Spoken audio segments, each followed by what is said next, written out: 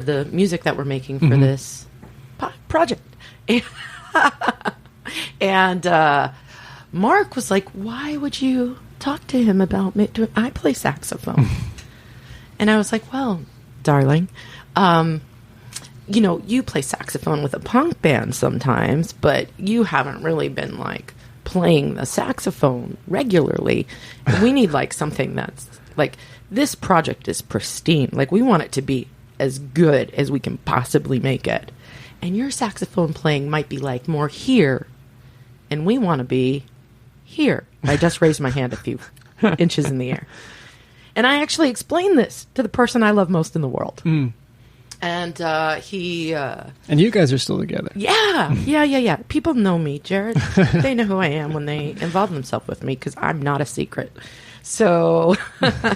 And Mark is a saint. Yeah, he really is. Underlining. Yeah, he's the best person in the world.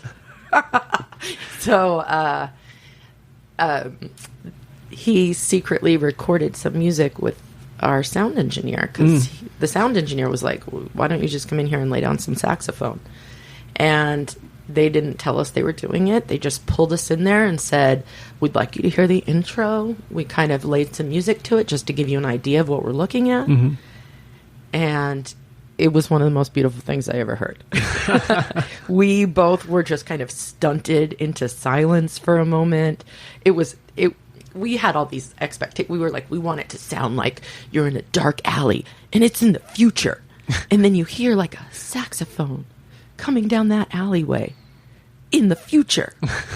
From somewhere in a second floor balcony, someone's got their door open and they're playing in the dark in their undershirt, just wailing away their own agony and pain. And you just hear that. You just happen to catch the strain of it coming down. And, we're laying this out. And then... We got very specific. Yes. Writerly specific. And then they hit play. And it's a thing where we probably both would have cried, but we had goosebumps in our eyes holding it back. So it was the first time we heard it all put together, and we were just like, oh my gosh. And then we get to the end, and I said, oh my gosh, who did the saxophone? And Devin's like, Mark. And Dale just looks at me and goes, Mark's not going to say it, so I'll say it. Fuck you. Mark's my boy. I got to stand for him. So when you hear the saxophone in this, that is Mark. He's doing a fabulous job there. And he really gets that second story, undershirt, agony thing. He really nailed it. That's pretty. But I knew he wouldn't tell you the story when he's in here talking about making the music. I'm going to ask him about it, because it's kind of his hold my beer moment. Oh, he has a lot of those, to be quite honest. Our whole life is a series of him saying, watch this. I would absolutely describe the pairing as, going back to what we said earlier, Carly is the person that says, we are going to do this. And Mark's the person who, against any expectation or any odds, always seems to figure out the way of going about doing it. That's a good pairing, then. Yeah, we describe it as the magic that makes us real. So we do a lot of things together. But that is an accurate description, is that I think of something and then Mark figures out how to make it happen for me. Yeah. That's awesome. Yeah. All right. So as the writers of this, and as a writer, I always hate being asked for the elevator pitch. As a publisher, I hate being asked for the elevator pitch. But okay, so you know, in this essentially what is the month of shows devoted to Confessions from the Nocturne Nebula, what is the plot of this? What is the story? What are we following from episode to episode? So what you're going to be following is the story of a bar and nightclub owner 700 years in the future in a place that is hundreds of thousands of light years away from an Earth that has been lost to humanity, and living in a city a city in space. Space station. But a city. That feels, if not even contemporary, feels like the throwback. Feels like the throwback to those the old radio shows. You know, the bygone. There's days. a retrofuturism to it because there's this lost Earth. And so there's this nostalgia for this missing place.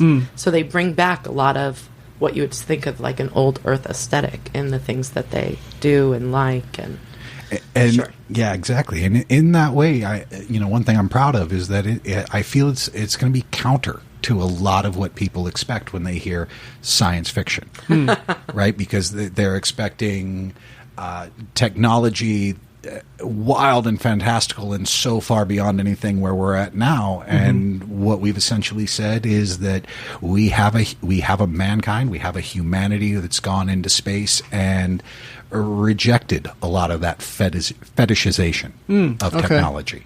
And so it is, while it's unquestionably of the future and it's unquestionably of space, and we've conquered faster than light travel, you wouldn't necessarily maybe guess that by the way people carry themselves.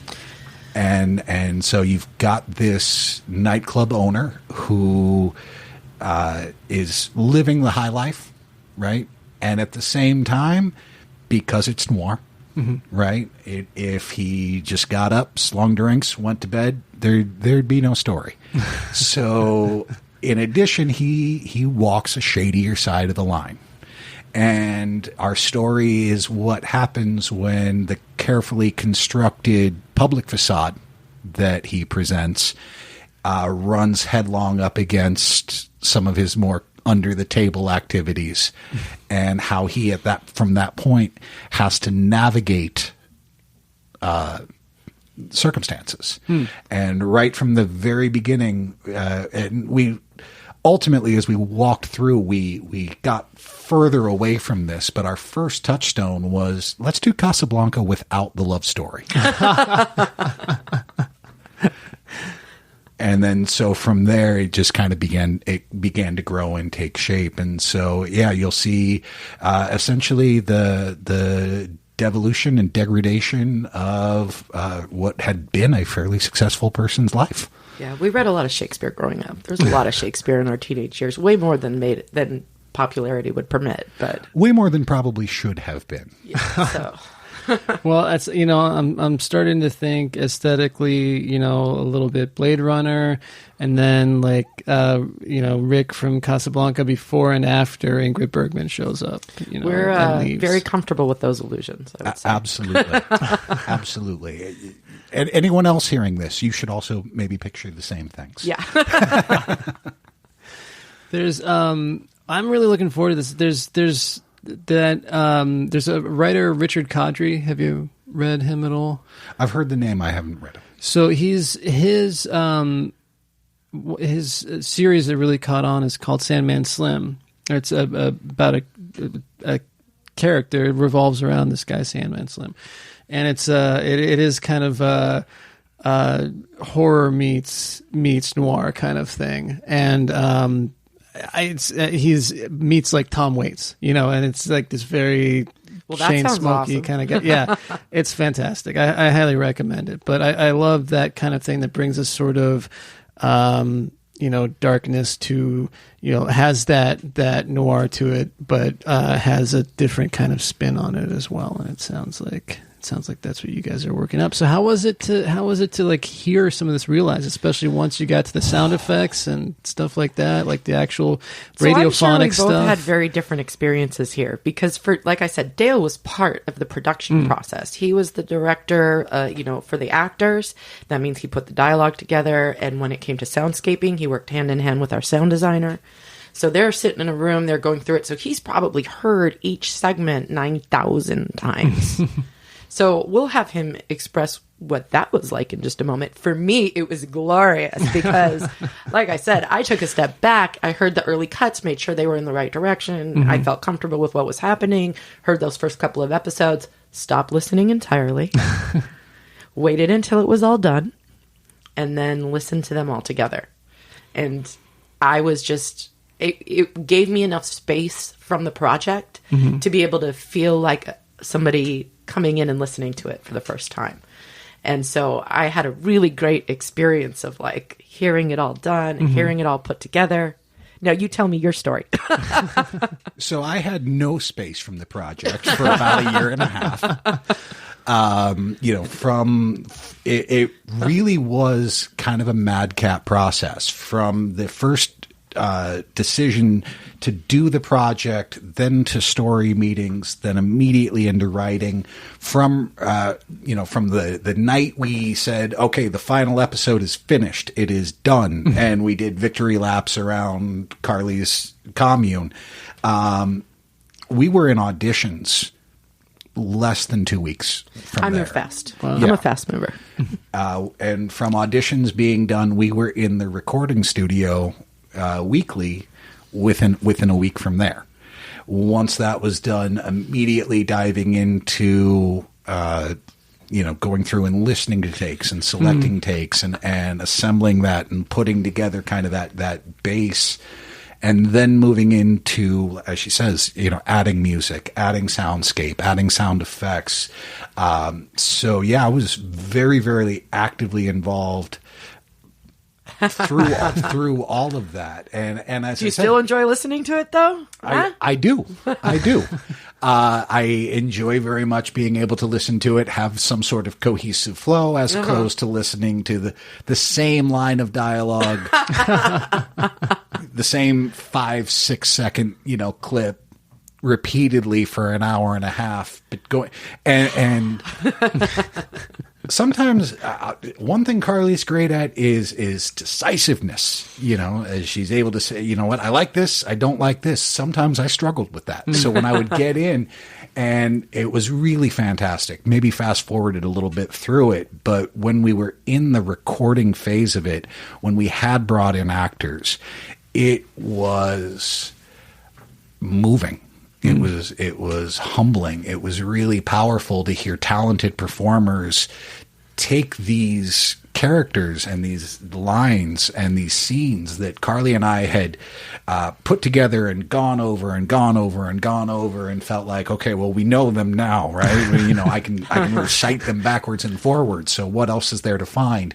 And then when we had these amazingly talented voices, projecting that and finding their own characters and finding their own ideas on, maybe I'm not going to say this line the way you guys have always said it while you're writing it. I have this way that I'm going to say it different, and you hear it and you go, oh God, that's so good. Like, it's better. So being able to hear that was really illustrative. And then as it began to finally kind of coalesce and take shape, and especially once the music that Mark and Devin provided began to hold that all together. Obviously everyone knows how important, or they should, everyone know, how much score impacts when you're perceiving, a fictional story. It can put you in it or take you out of it. And Devin's so remarkably talented as a musician and as a cinematic musician. Yeah. What he was able to do and what he was able to find and what he was able to assemble. We would come to Devin with some weird things. We'd be like, okay, here's the thing. It's got to be super jazzy in a classical sort of style, but it also has to sound like it's from 700 years from now, and it's got to be unlike anything you've ever heard before. Go, do both. Retro futurism. And so when we got to the point that you started to hear these fully realized characters matched by this music that really just does kind of touch something within you, satisfaction is prosaic. It was stunning. It was moving. It's some of the greatest profound joy I've ever had. And most of the time balanced out all the pain and headaches along the way. I've done worse too.